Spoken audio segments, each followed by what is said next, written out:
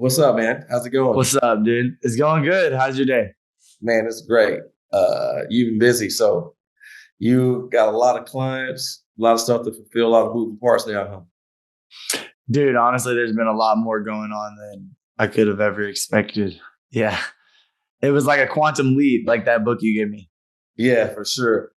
But what quantum leap also comes with quantum responsibilities, right? Responsibility, yeah. Yes, the second, third, and fourth order consequences. But let's kind of go back though. Like, let's go back 2 weeks ago, 3 weeks ago.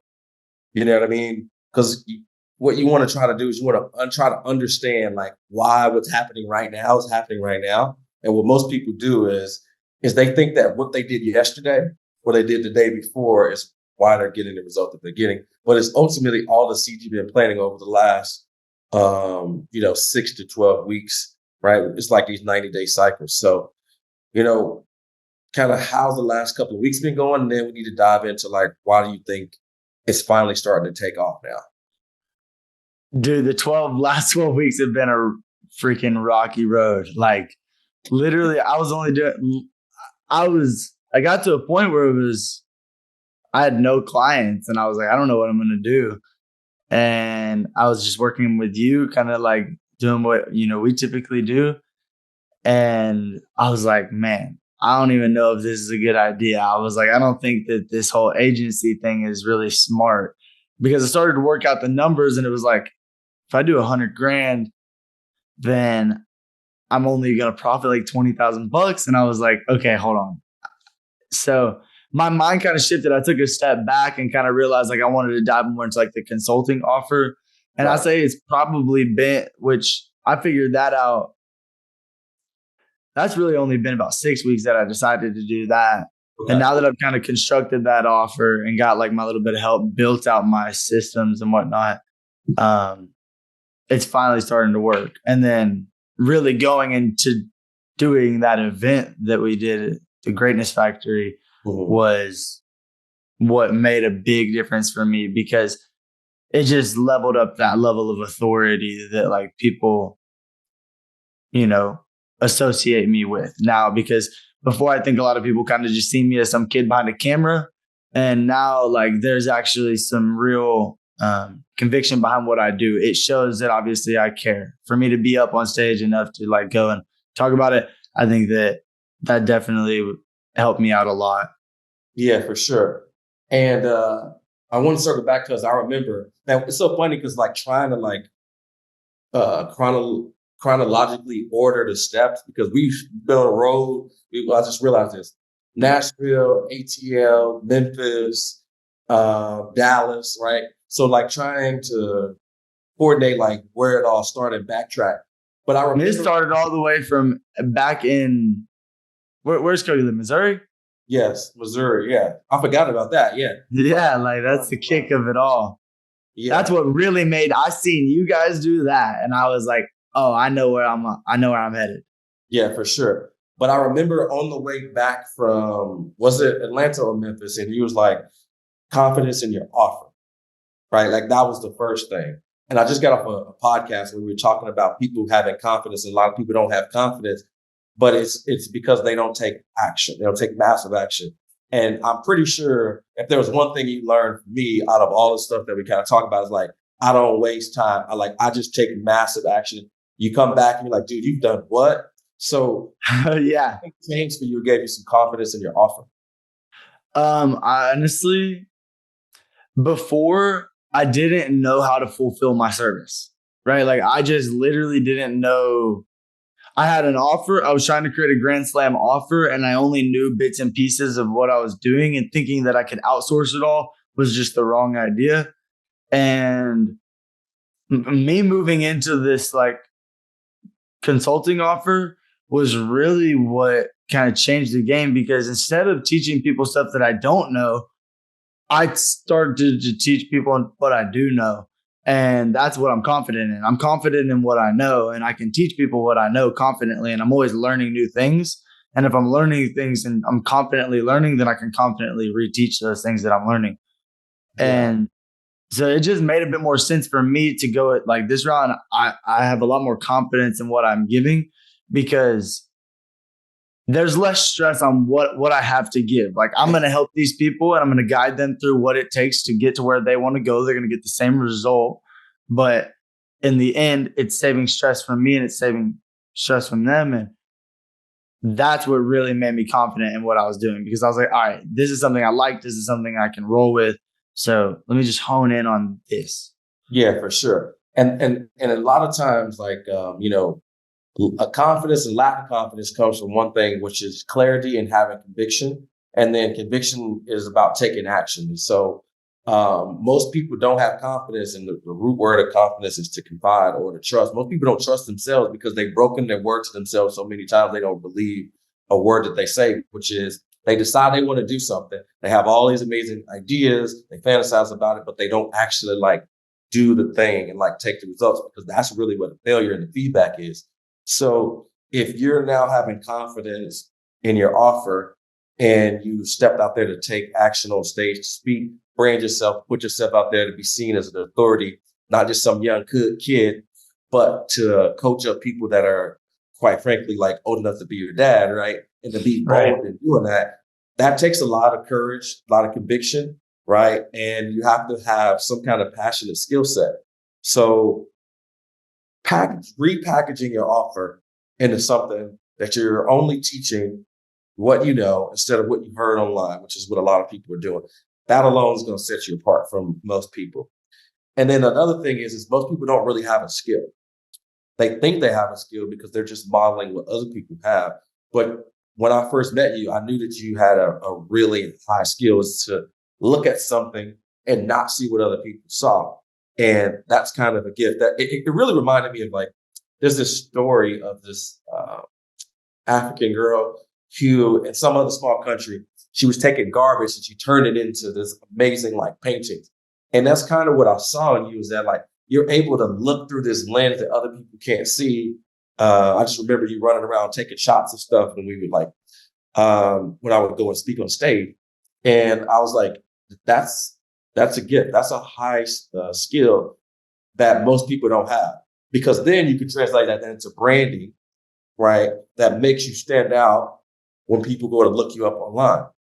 So now we got clarity in your offer. You go from not having any clients to how much have you done in the last 2 weeks? $14,000. 14,000. Where'd the other 1,500 come from? I just closed one last night. Let's go. I know. That's crazy. Yeah, I got 2 more calls that I'm about to get on after this too. So it's kind of starting to snowball and have this snowball effect. So now what are some of the kind of concerns or the bottlenecks or the constraints or the concerns that you have right now?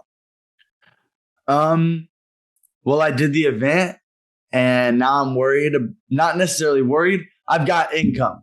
So I know that I can run advertisements, but I guess the biggest thing that I'm worried about now is like, I know that I can do the service fulfillment because, like I said, it's just teaching what I know and giving these people the guidance that I know I can give. But I'd say the biggest thing that I'm concerned about is like, how am I going to continue to get more? I have like an ad strategy that I want to put in place, but I just haven't quite figured out like how to 100% go about it yet. Yeah.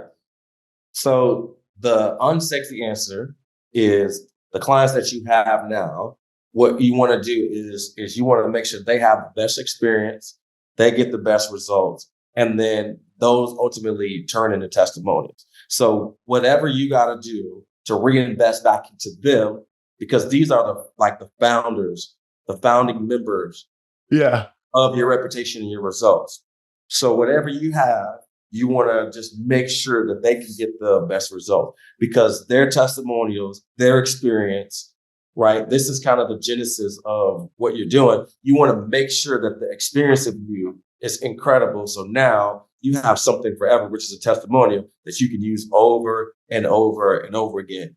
And there was probably 3 testimonials from my time being in business that's made me pretty much almost like $10 million in sales. And I'll use those over and over and over and over again, because Todd Hausberger. yes, Todd Hausberger, Kevin Alexander, right? Like those guys, is because I was willing to go into the red and make sure that they got the best results, but also build a relationship with them. Make sure they know that I care, right? So even if we never work together again, somebody comes across me, they ask them about it, right? They're like, oh no, I worked with Arturo. He was amazing. His team cares. Anything I needed, they did that. And that is worth its weight in gold. So you want to make sure that you focus on that for sure. So getting more clients, get these people results, they'll get you all the clients that you need. And I know that I need to be focusing on them. And that's the one thing that, like, right now I got really excited because right before this call, I had a guy that I got on the phone with, and he was just so excited to like get this thing moving. And already since our first call that he's gotten on, like, he has just been so confident in like the direction that things are going. And now all I want is to just make sure that like he gets the desired result, because he's already so excited. And if I can keep him excited, that keeps me excited. And I'm at a sufficient income right now. So I know that once I can get those, you're definitely right. Getting the testimonials is my main focus right now for sure. Yeah.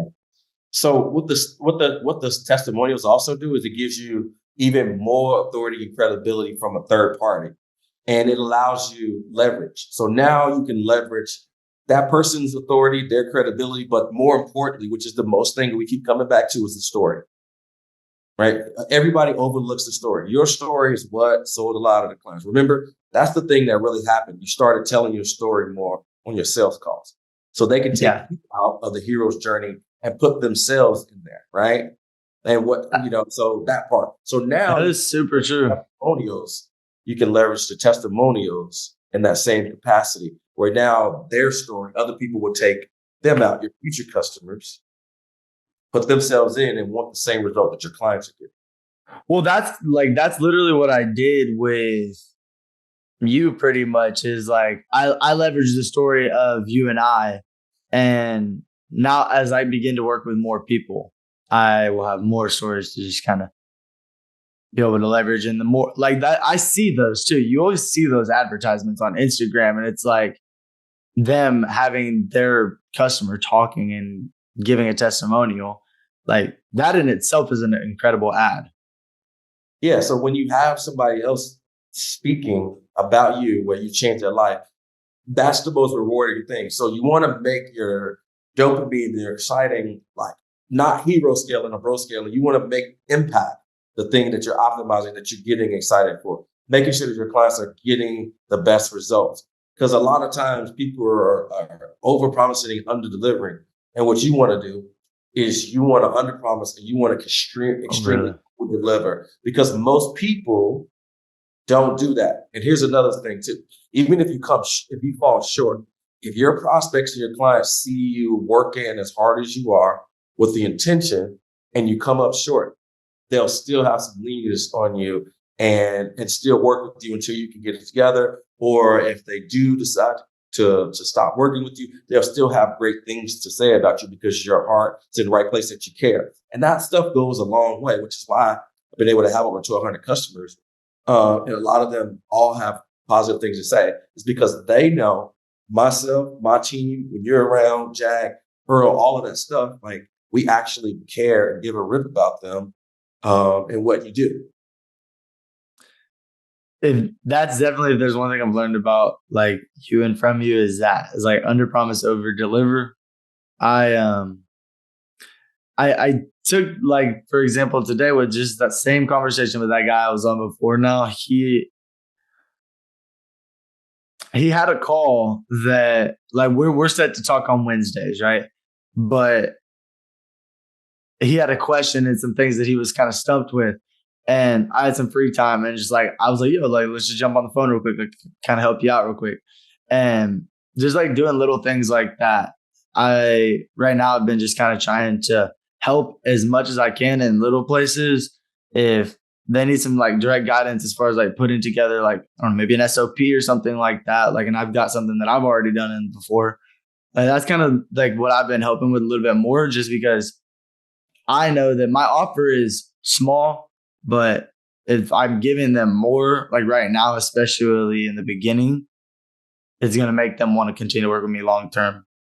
Yeah. Yeah. Just basing the principles off of like your business is getting people great results, building great relationships, right? And then having like ambassadors for your brand.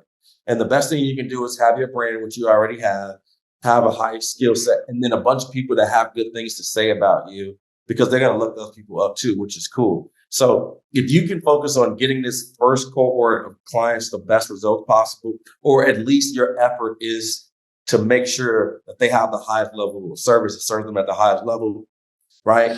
Then you can really learn a lot about your customers to shortcut that the next go round, which is, okay, this part isn't really that important. Some of my clients didn't really care about this. I talked about a lot of this on the sales call. They really care more about this. You'll learn more. And now you can really kind of optimize your process. And then from there, working with these people, when you work really hard, you end up indirectly building out these systems intentionally, right? Yeah. For to do it. So then the next future customers, right, remove some of the anxiety of having 10 to 12 clients at one time. Because that's the stuff that'll stress you out, really, is, oh man, I got all these clients all at once. Yes. And now you're like, shit.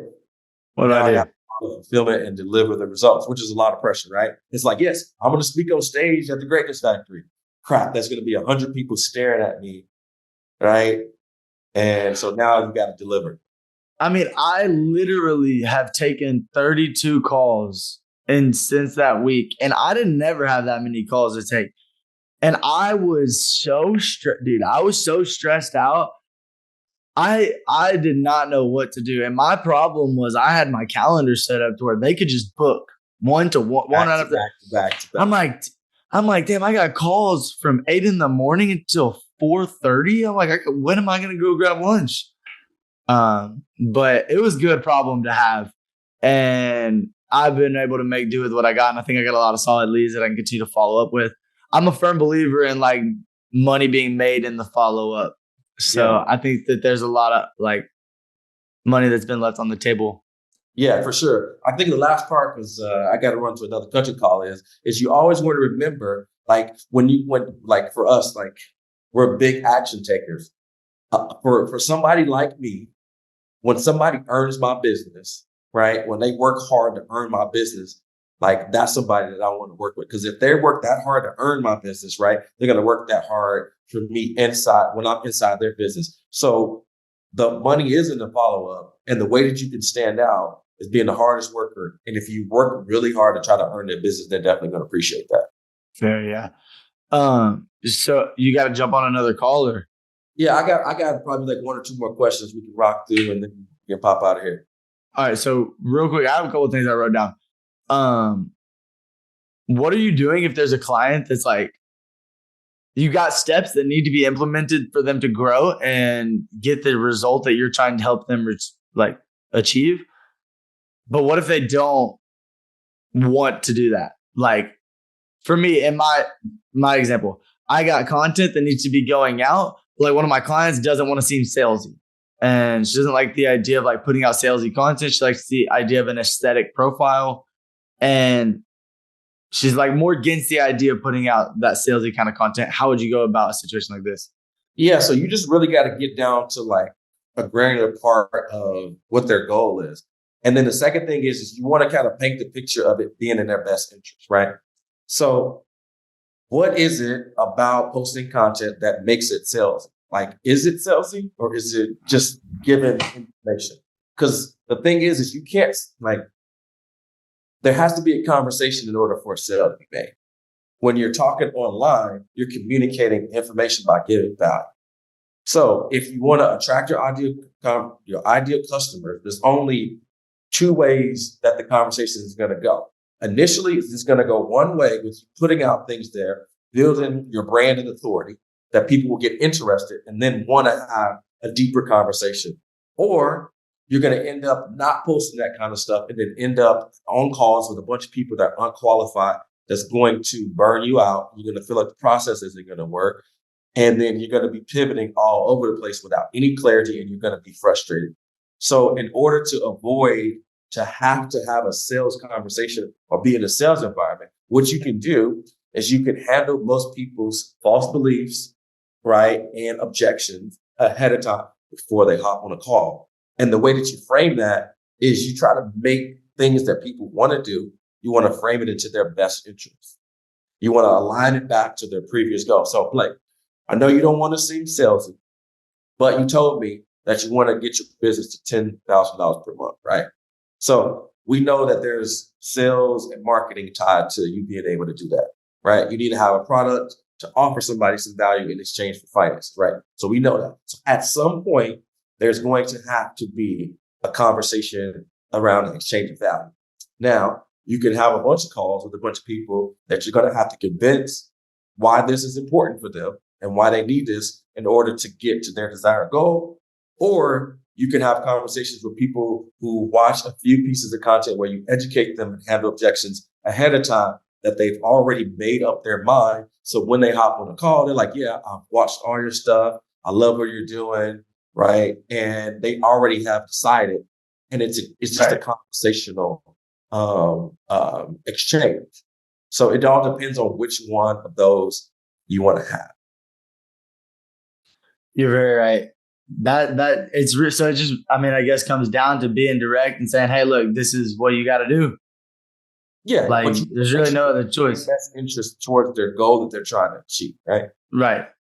Without but you're just telling them directly without being too direct. Yeah.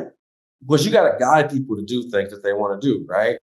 Right. You know, if you want to lose weight, yeah, you're going to have to go to the gym, but you're also going to have to start tracking macros and probably replace some of the snacking with some healthy stuff and this and that, right? Right. And maybe you have time for one more small question or no? Yeah, I do. All right. So I'm kind of running into a problem where I've got a lot more money than I've ever had coming in through this whole thing. And then I've also got to focus on, taxes and then getting my, my editors and whatnot paid, virtual assistant. How are you, I guess, organizing your funds? Yeah. So I use this P&L sheet that I have. It's just a Google Doc that I list out all of the expenses, all the income, like all this stuff. So it's all clear. But it also tells you the percentage of profit from each thing that's contributed. So if it's like editors, it tells me this is 5% of my net profit that's coming out, so I can see percentage wise. But like I told you before, like it's easy to make money. It's even easier to spend it. And one of the things that you have to learn from a foundational standpoint is like being wealthy is a mindset.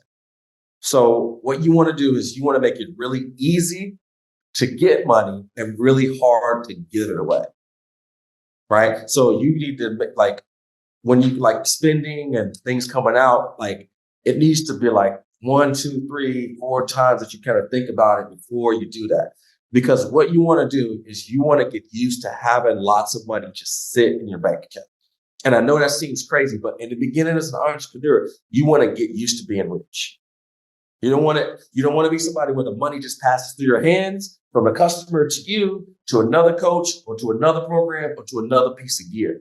You want to get used to having it in your hand, because psychologically what happens is you get used to having large sums of money. So now you have mastery over, okay, I could buy anything I want. I could buy a Ferrari, right? I could buy an Airbnb.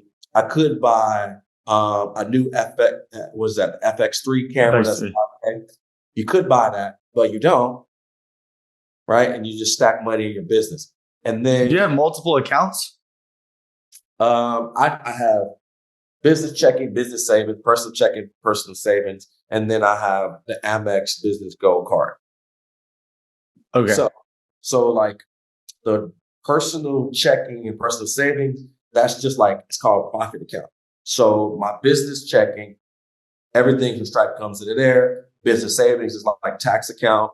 The card, the Amex card, all the charges go on that. I pay the business credit card with my business account, and then I pull some out for taxes. And then from the business account to the personal checking is how I pay myself in there. right? Because what you want to do, again, you want to have control of the money. You just want to be kind of this quarterback of like, this goes here. And that's really good because as you get bigger and you start doing bigger things as an entrepreneur, it's asset allocation or capital allocation. You want to get really good at that. And the only way you're going to get good at that is having money sit in your account. Because now you're like, okay, what do I do with this?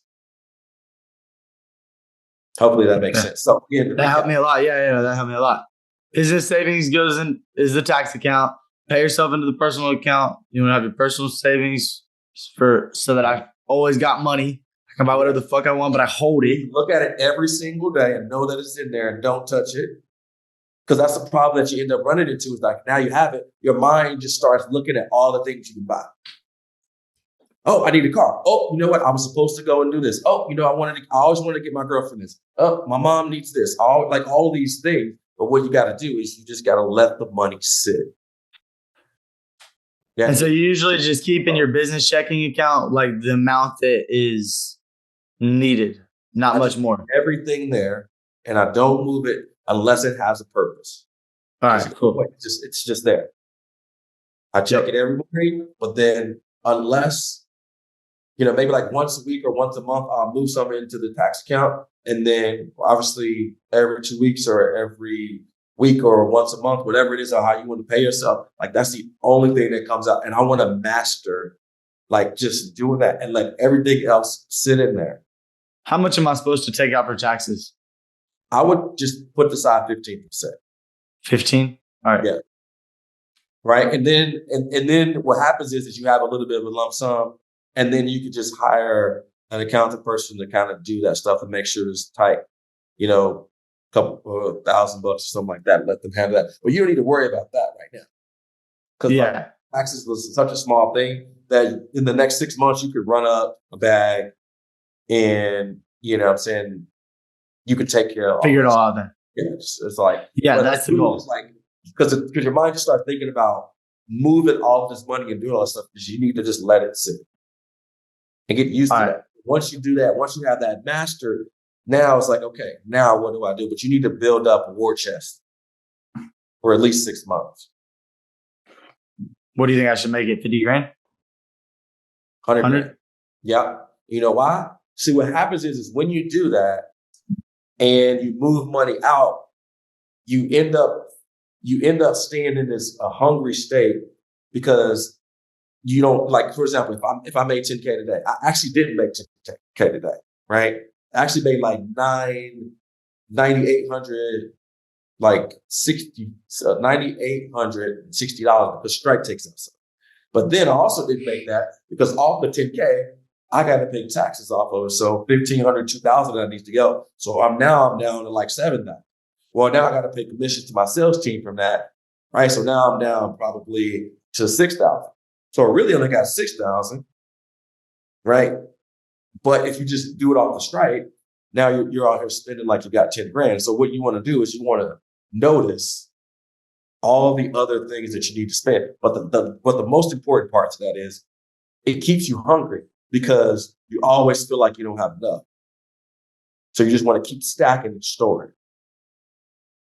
Yeah, I literally thought about that. I was like, dang, I'm like, of this 10,000, whatever I'm putting in, it's going to be broken down so small. It's going to feel like nothing. I'm going to have to just keep getting more and more and more. Yeah. And that's what you want to do is you want to be stacking and storing cash. Like Grant Cardone said that when he was first starting, he had $1 million stored because he was saving 40% of his income, living off 60. Yeah. For deals. It's hard, but I know I need to. And this call definitely got me more sure of that. So now I kind of have a more clear picture.